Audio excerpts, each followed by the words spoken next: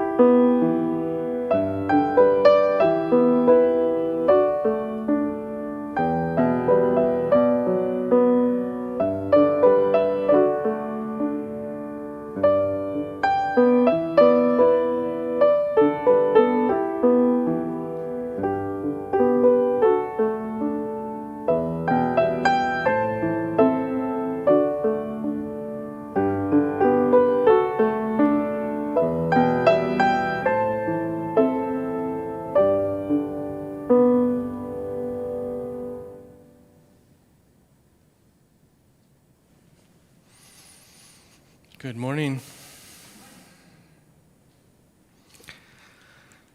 Let's take a moment to honor all of the people in our congregation and all the reasons that bring us together today through our electronic devices. Some of us tuned in to be in community, even from afar. Some of us logged in with heavy hearts. There are some among us looking for God, and those who come seeking a rational explanation for the woes of the world. Some of us are here seeking peace and solace. Others are here to be engaged in justice making. But we all tuned in to be together online, and here we are. Blessed be. Harper is going to offer our chalice lighting this morning.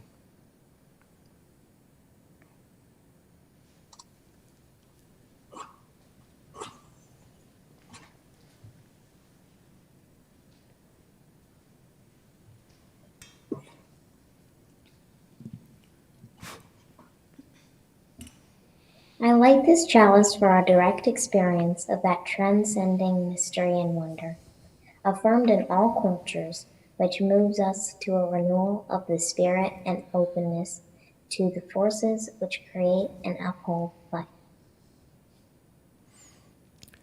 Thank you, Harper. I'd now like to invite everybody to join your voices in song. We're singing For the Beauty of the Earth. It is number 21 in the Gray Hymnal.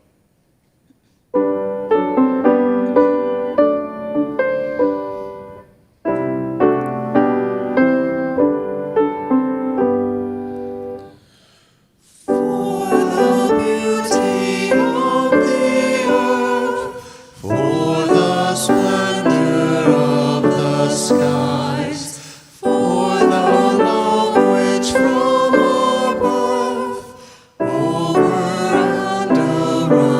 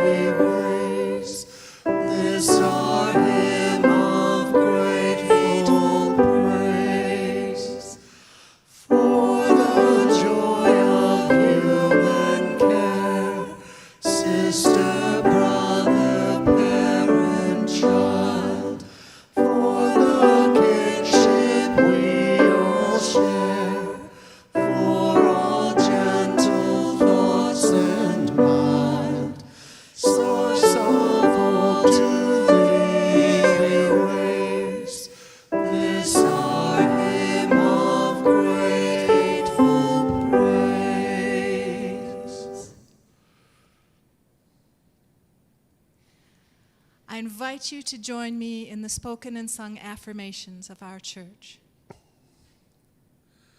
Love is the spirit of this church, and service its law. This is our great covenant, to dwell together in peace, to seek the truth in love, and to help one another.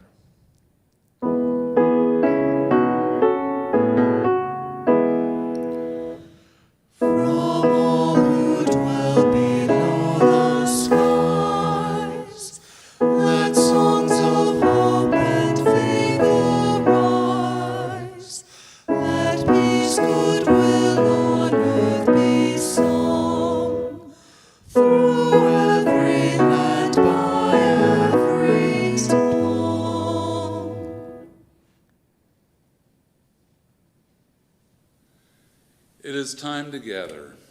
Today I have a story that was inspired by a passage from Henry David Thoreau's Walden. Henry David Thoreau was a famous Unitarian who lived in Concord, Massachusetts more than 150 years ago. He loved to take long walks through the woods and fields and write about the plants and animals he saw there. Henry thought people could live happily without big houses and lots of furniture and high-paying jobs. They could spend less time working to earn money and more time doing things that interested them. The story is Henry Hikes to Fitchburg by D.B. Johnson. One summer day, Henry and his friend decided to go to Fitchburg to see the country. "I'll walk," said Henry. "It's the fastest way to travel." "I'll work," said Henry's friend, "until I have the money to buy a ticket to ride the train to Fitchburg. We'll see who gets there first." And his friend waved. "Enjoy your walk," he said. "Enjoy your work," Henry called back. And Henry's friend filled a wood box in Mrs. Alcott's kitchen, 10 cents. Henry hopped from rock to rock across the Sudbury River. Henry's friend pulled all the weeds in Mr. Hawthorne's garden, 15 cents. Henry explored a forest and collected ferns and flowers to put in his journal. His friend painted the fence in front of the courthouse, 10 cents. Henry walked on some stone walls and used his magnifying glass to see worms and bugs close up.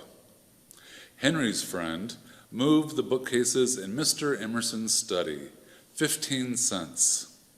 And Henry climbed a tree and used his spyglass to find Fitchburg on the horizon, 18 miles to Fitchburg. His friend carried water to the cows grazing on the grass in town, 5 cents. Henry, he made a raft and paddled up the Nashua River. Henry's friend cleaned out Mrs. Thoreau's chicken house, 10 cents. Henry crossed a swamp and found a bird's nest in the grass, 12 miles to Fitchburg. His friend carried flour from the mill to the village baker, 20 cents.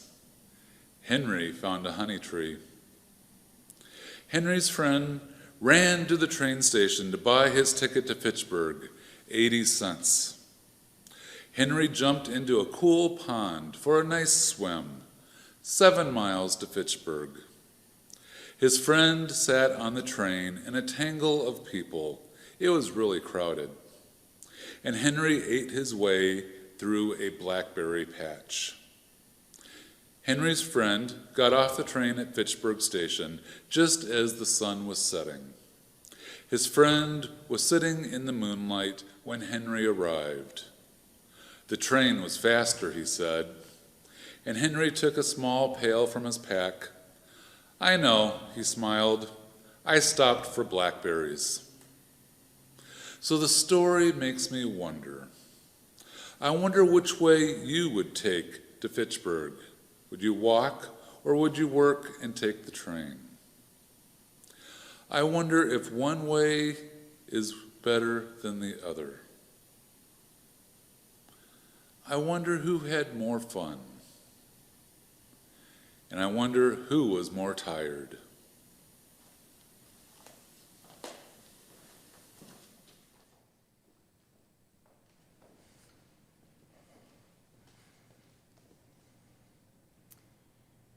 Good morning. My name is Karen Hutt, and I am the chair of your Ministerial Search Committee. As I announced 2 weeks ago, we did not find a minister in the first round of search this year. Although the committee hoped to find a strong candidate in the second round, that did not happen for our congregation. And our church is not alone. Several other UU congregations do not have candidates for next year. We know the pandemic affected the entire search process this past year, and we are confident that following the process and keeping our standards high worked in the best interests of our congregation. So, the search process will continue next year. There will be updated information on next year's search at the annual meeting on June 6th. Again, thank you so much for the opportunity to serve our beloved community. We are so honored by the trust that you have placed in us, and we are grateful for your ongoing support. Thank you, Karen. I want to reiterate how diligently and thoughtfully our Ministerial Search Committee has been as they approach the complex and confusing system for the UUA search and settlement process. They've engaged in this process during very strange times with the pandemic and all that is happening in the world. And I trust in their judgment that they did not yet find the right match. And I trust in the process that they will find a good match for you next year. Second, the Board of Trustees is moving forward with a search for a one-year interim ministry to follow my time with you, to give the settled ministry search another year to do their work. Another year of interim may not have been the outcome everyone wanted, but I believe it is better to do that than to have settled for a minister, as wonderful as they all are, who may not have been a good match for DUUC. Finally, I didn't really want to make this announcement until we had news about a ministerial match for the congregation. However, since I've been asked by many members to consider staying here another year, I feel I need to share with you my plans. As many of you know, I've also been engaged in a PhD program for clinical psychology, a path I've always felt would complement the work of interim ministries and congregations needing to heal from past traumatic experiences. My coursework will be completed the same month I conclude this current interim ministry. The graduation requirements for my program include a one-year internship for which I will step away from parish ministry for at least that 1 year. And I'll be doing this work in Los Angeles, California. I considered not doing that this year and staying here at DuPage UU Church, but doing so would put me a year behind in the PhD program. Ultimately, I decided it was best for me to keep moving forward. I want to make clear that it has been an honor and privilege to serve this congregation. Together, we have made so much progress in clarifying how to do church as a shared ministry of ministers, staff, volunteers, and other church members. I trust in the congregation's elected leadership to keep you moving forward as well.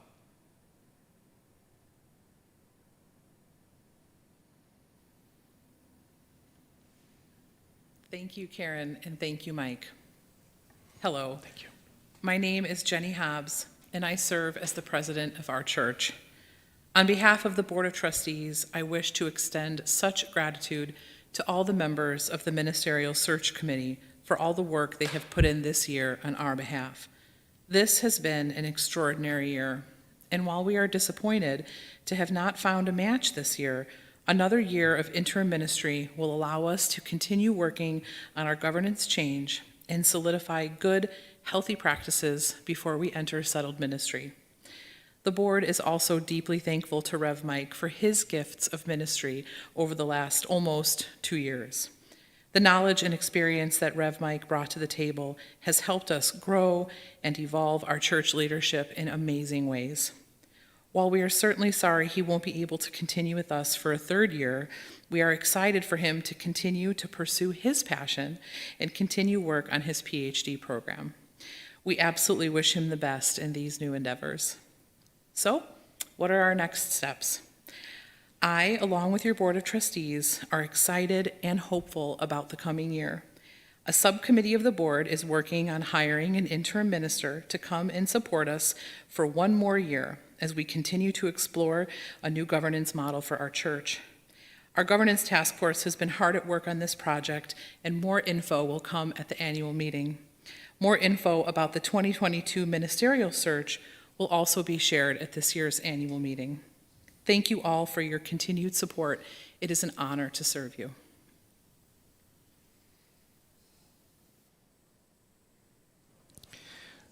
I'd like to thank you for all the announcements, and we have a treat from our choristers, Colors of the Wind.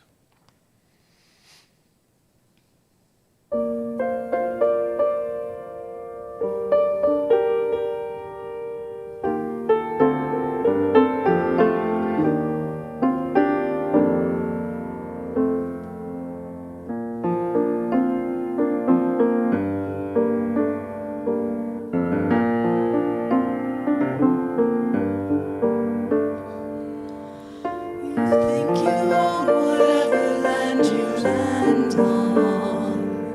The earth is just a dead thing you can claim.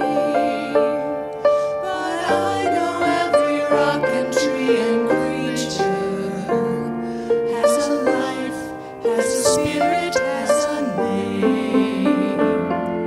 You think the only people who are people are the people who look and think like you.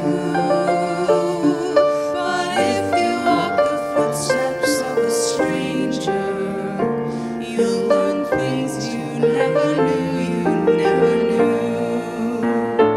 Have you ever heard the wolf cry to the blue corn moon, or asked the grinning bobcat why he grinned? Can you sing with all the voices of the mountains? Can you paint with all the colors of the wind? Can you paint with all the colors of the wind?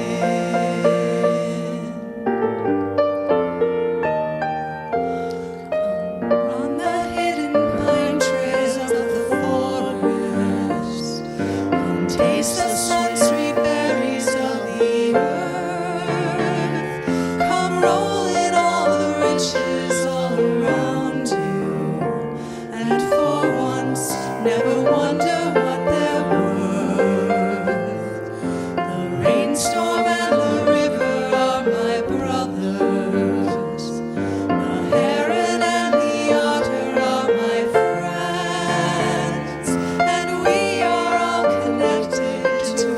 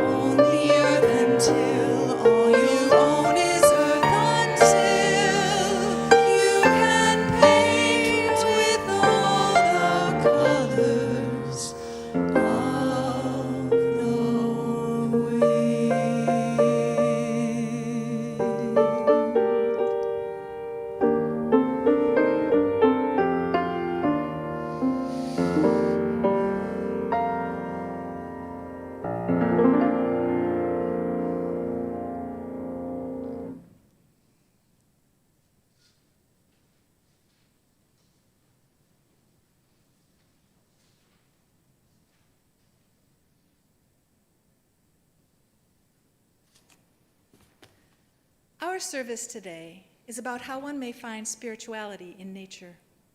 One early writer on this topic was a one-time Unitarian minister who became more famous as an orator and essayist to people from all walks of life.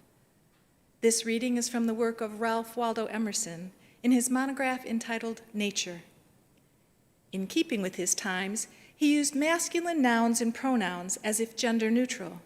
So be aware that when he speaks of man and mankind, he means humanity.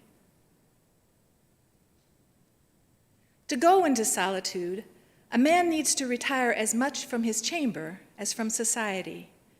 I am not solitary whilst I read and write, though nobody is with me. But if a man would be alone, let him look to the stars. The rays that come from those heavenly worlds will separate between him and what he touches. One might think the atmosphere was made transparent with this design, to give man in the heavenly bodies the perpetual presence of the sublime. Seen in the streets of cities, how great they are. If the stars should appear one night in 1,000 years, how would men believe and adore and preserve for many generations the remembrance of the city of God which had been shown?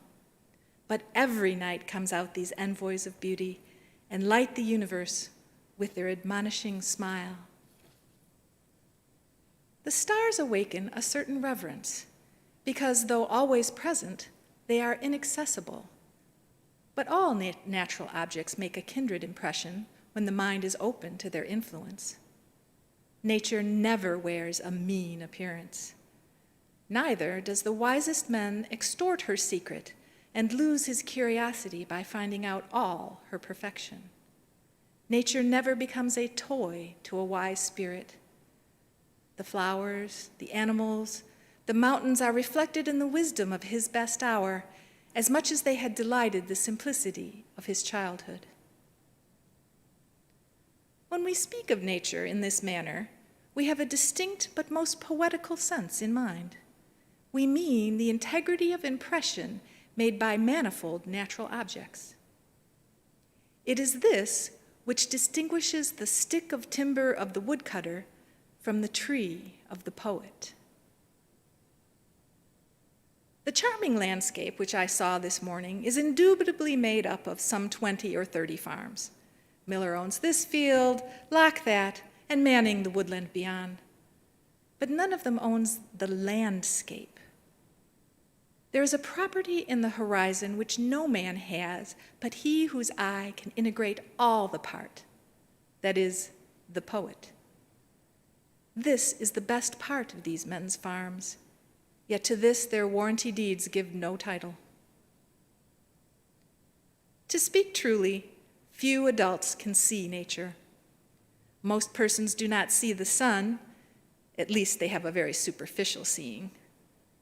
The sun illuminates only the eye of the man, but shines into the eye and heart of the child. The lover of nature is he whose inward and outward senses are still truly adjusted to each other, who has retained the spirit of infancy even into the era of adulthood. In his intercourse with heaven and earth, a wild delight runs through the man in spite of real sorrows. Nature says, "He is my creature, and in spite of all his impertinent griefs, he shall be glad with me." Not the sun of summer alone, but every hour and season yields its tribute of delight. For every hour and change corresponds to and authorizes a different state of the mind, from breathless noon to frimmest midnight. Nature is a setting that fits equally well a comic or mourning piece. In good health, the air is a cordial of incredible virtue. Crossing a bare common in snow and puddles at twilight, under a clouded sky, without having in my thoughts any occurrence of special good fortune, I have enjoyed a perfect exhilaration. I am glad to the brink of fear. In the woods, too, a man casts off his years as the snake his slough, and at what period soever of life is always a child. in the woods is perpetual youth. Within these plantations of God, a decorum and sanctity reign. A perennial festival is dressed, and the guest sees not how he should tire of them in 1,000 years. In the woods, we return to reason and faith. There, I feel that nothing can befall me in life, no disgrace, no calamity, leaving me my eyes, which nature cannot repair. Standing on the bare ground, my head bathed by the blithe air and uplifted into infinite space, all mean egotism vanishes. I become a transparent eyeball.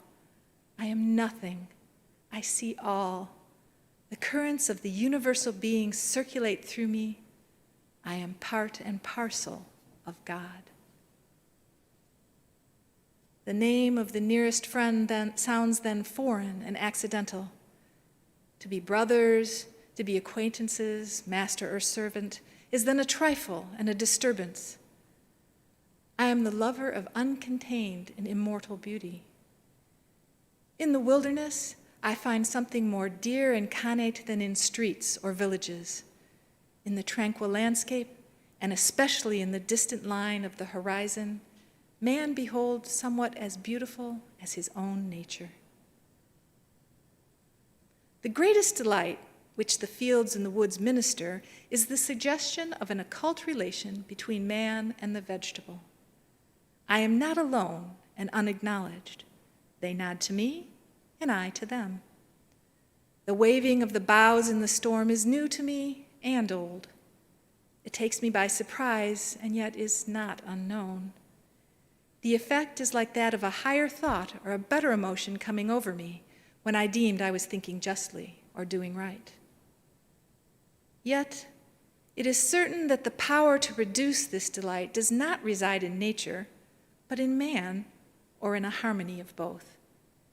It is necessary to use these pleasures with great temperance, for nature is not always tricked in holiday attire, but the same scene which yesterday breathed perfume and glittered as for a frolic of the nymphs is overspread with melancholy today. Nature always wears the colors of the spirit. To a man laboring under calamity, the heat of his own fire hath sadness in it. There is then a kind of contempt of the landscape felt by him who has just lost by death a dear friend. The sky is less grand as it shuts down over less worth in the population.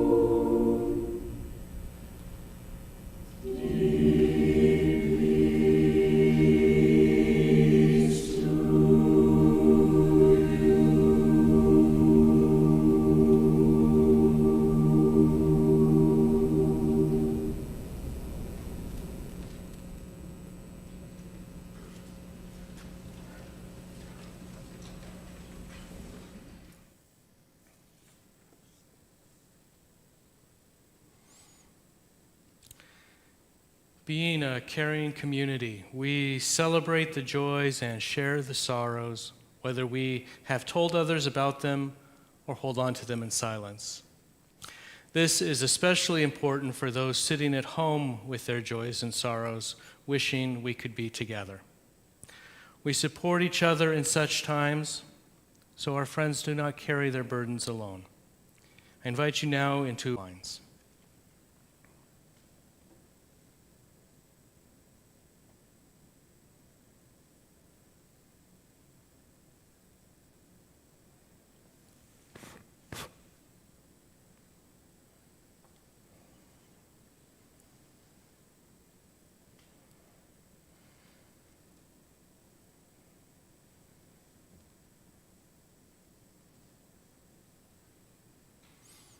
Thank you. Blessed be. I've been wanting to do something with Ralph Waldo Emerson's essay, Nature, for a while now. We explore this today because I have found many people in the UU world who find their spiritual sustenance in the natural world. Let's begin with Emerson's work, which was a catalyst for the Transcendentalist movement in the early to mid-1800s, which was very influential in Unitarian history.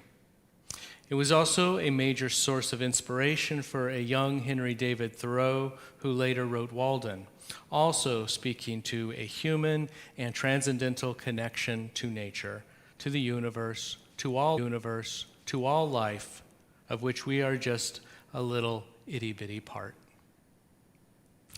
Let's take a quick look at some history for context.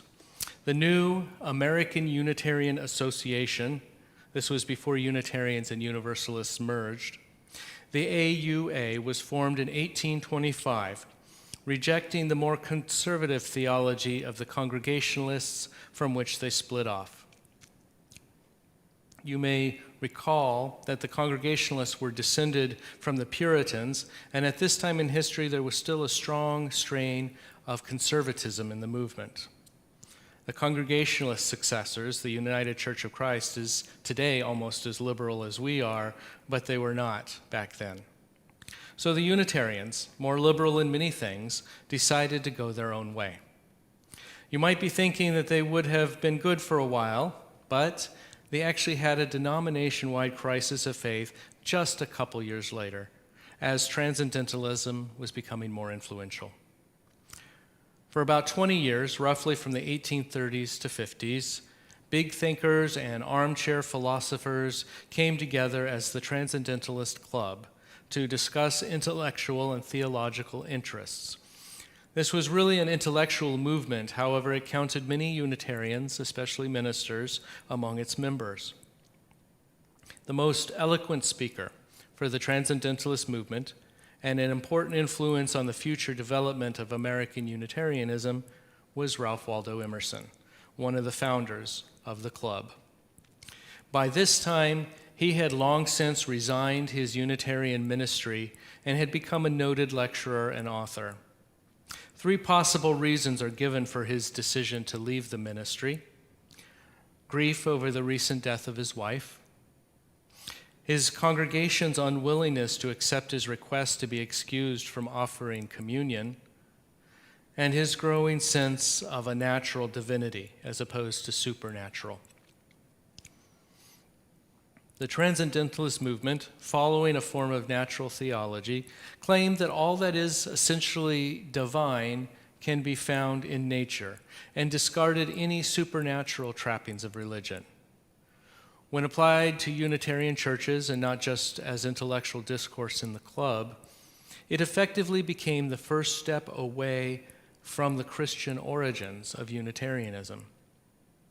While the movement was controversial at that time, it is my opinion that Transcendentalist thought was gradually incorporated into the Unitarian mythos, and that modern Unitarian Universalism has become a post-Christian movement that has many similarities to Transcendentalism.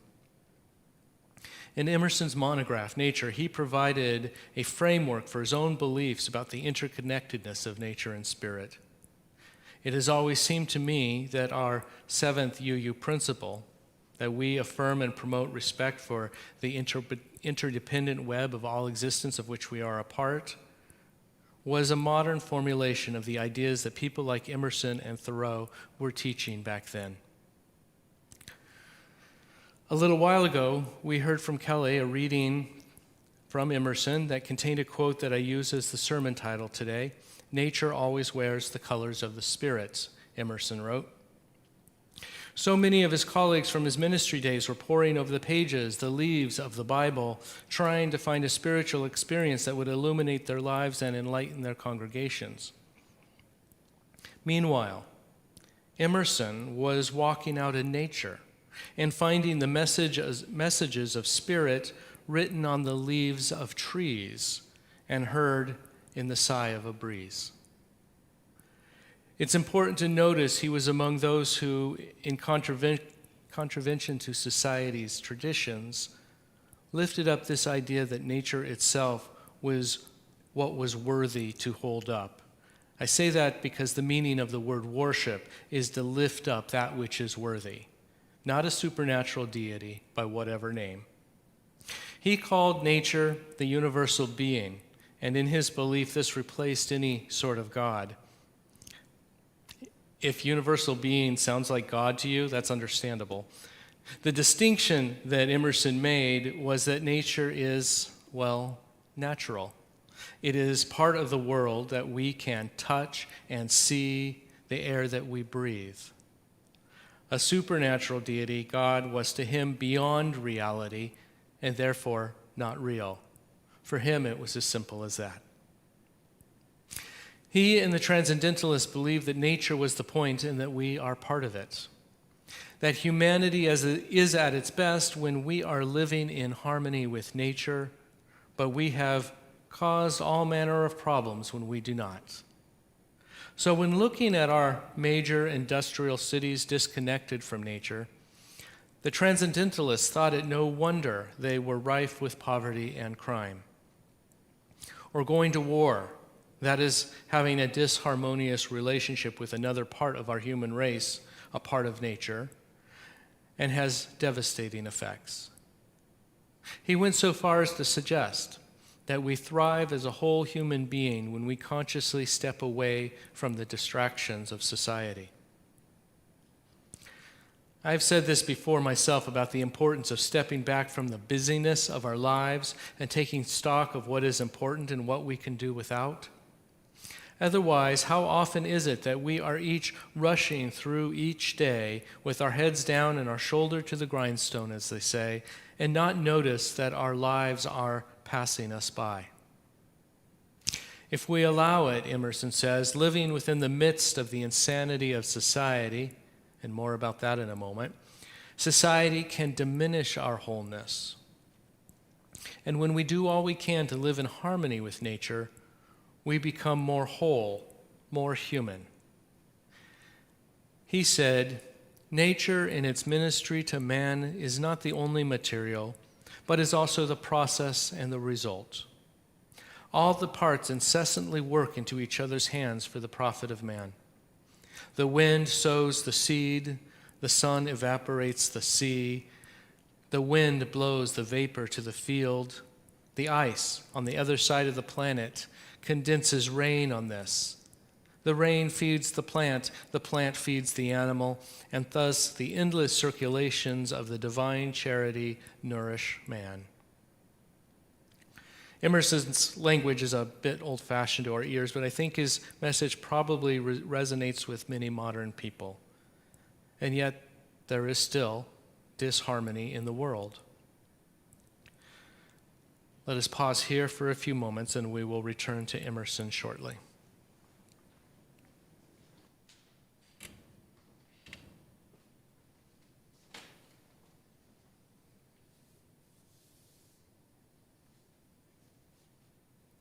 The Reverend Elizabeth Lerner McClay says, as drops of rain that find each other and build to become a track, a rivulet, a stream, a river, a sea, so we are drawn together.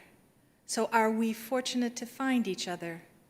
So are we bound together on this shared passage toward an unknown ocean and eternity. As members of DuPage UU Church, we are fortunate that we were drawn and bound to one another for our support for each other in our passages through eternity. The offering for the support of this community will now be taken and gratefully received.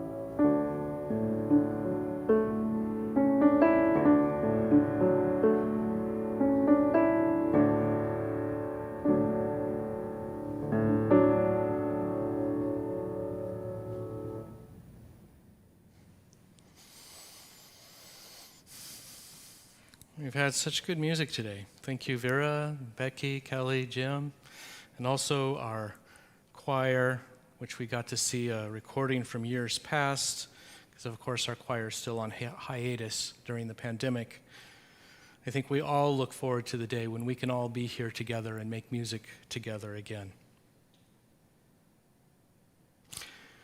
Returning to Emerson, he had noted disharmony in the world. Even today, we see those fleeing war and oppression, and so we have refugees at our border. Instead of feeding them, helping them, instead of seeking out the root cause of why they have fled their homes, instead of having compassion, we've placed troops at our border and told many lies about these innocent people in need. A different example. Instead of creating biodegradable materials for the manifold products of commerce that bombard us, we create millions of tons of plastic that pollute our oceans and kill off sea life. And instead of addressing other forms of pollution which are contributing to climate change, many of our leaders are in a state of denial. In my home state of California, tens of thousands of acres burned in recent years. One year this occurred in November, a time of year that used to be rainy throughout the month. And this happened, we are told, because we forgot to rake the leaves? I don't think so. Emerson taught commodifying nature has been to our benefit. With that said, I think we know now that too much of that, taking things to the extremes that we have, has created effects that will haunt us, our children, our grandchildren, our great-grandchildren, and so on. Now is a good time to reconnect with nature, to bring rational discourse back to discuss the ways in which we affect the environment. We are not in harmony. A systemic illness and the recent fires and other natural disasters are symptoms of that illness. A blessing is that the rains came. But we just said too much of something can change it from a good thing to one not so good, right? Too much rain and the areas that burned may have landslides. We've gotten so far out of touch with nature that it is reacting in ways beyond our control. I haven't even said anything about hurricanes and tropical storms, but I think you all get what I'm saying. In short, I would say we cannot control nature. All that we can control is ourselves and how we treat nature. How does this feed our spirit, though? I return to Emerson for some inspiration when he writes, "The currents of the universal being circulate through me. I am part or particle of God. Nature always wears the colors of the Spirit." In some sense, I realize, and Emerson also noted, that it is beauty that inspires us. And what beauty we find in all the colors of the sunset. Or I recall living in New England for a while, where thousands of people called peepers would come from all over to witness the changes of color in the leaves of autumn. Beyond beauty, and beyond our responsibility to maintain the beauty and health of the environment, there is the very real aspect of all of this, what we are inside. As we live and breathe, we are part of nature, and nature is part of us. We are inseparable, though some have tried. The sacredness of nature flows through us. I'm reminded of the words of contemporary author and teacher Martha Heinemann, who wrote in her book, The Breathing Cathedral, I quote, "The sacred itself is impossible to describe because it transcends all of our categories and the very conditions of our perception and our language. Nevertheless, the immediate experience of its presence is so real that it makes everything else look wispy and evanescent in itself, though real in the sense that everything alive is an ark for the sacred. When I perceive myself as such a vessel, I become able to see the sacred in every living creature." She said, we are each an ark for the sacred. I'd like to close today with words from Henry David Thoreau, who had been a protege of Emerson. Thoreau wrote, "In summer we live out of doors and have only impulses and feelings, which are all for action, and we must wait commonly for the stillness and longer nights of autumn and winter before any thought will subside. We are sensible that behind the rustling leaves and the stacks of grain and the bare clusters of the grape, there is the field of a wholly new life, which no man has lived that even this earth was needed for more mysterious and nobler inhabitants than men and women. In the hues of October sunsets, we see the portals to other mansions than those which we occupy, not far off geographically. There is a place beyond that flaming hill from whence the stars their thin appearance shed, a place beyond all place where never ill nor impure thought was ever harbored. Sometimes a mortal feels in himself nature, not his father, but his mother stirs within him, and he becomes immortal with her immortality. From time to time, she claims kindredship with us, and some globule from her veins steals up into our own. Indeed, nature flows in each of us. We are responsible for it, and it in turn feeds our spirits and nourishes our bodies. May it ever be so, and blessed be you all. Our closing hymn is We Are Not Our Own. It is number 317 in the gray hymnal.